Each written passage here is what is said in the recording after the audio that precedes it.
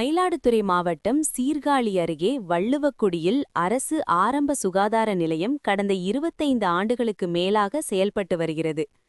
24 மணி நேரமும் இயங்கும் இந்த ஆரம்ப சுகாதார நிலையத்தில் இதுவரை 40,000த்திற்கும் மேற்பட்ட மகப்பேறு மருத்துவம் பார்க்கப்பட்டுள்ளதாக கூறப்படுகிறது. நாள்தோறும் இங்கு 300க்கும் மேற்பட்ட நோயாளிகள் சிகிச்சை பெறுகின்றனர். ஆரம்ப சுகாதார நிலைய கட்டிடம் பழுதடைந்ததை அடுத்து அருகிலுள்ள இடத்தில் ரூபாய் 90 லட்சம் மதிப்பீட்டில் கடந்த 6 மாதங்களுக்கு முன்பு புதிய கட்டிடம் கட்டி முடிக்கப்பட்டது.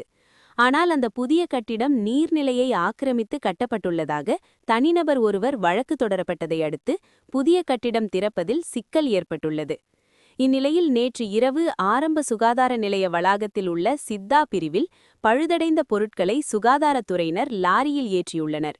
இதனை அறிந்த கிராம மக்கள் ஆரம்ப சுகாதார நிலையத்தை காலி செய்வதாக நினைத்து லாரியை மறித்ததுடன் தங்களது எதிர்ப்பை தெரிவிக்க கண்ணாடியை உடைத்து சிறைபிடிப்பு போராட்டத்தில் ஈடுபட்டனர்.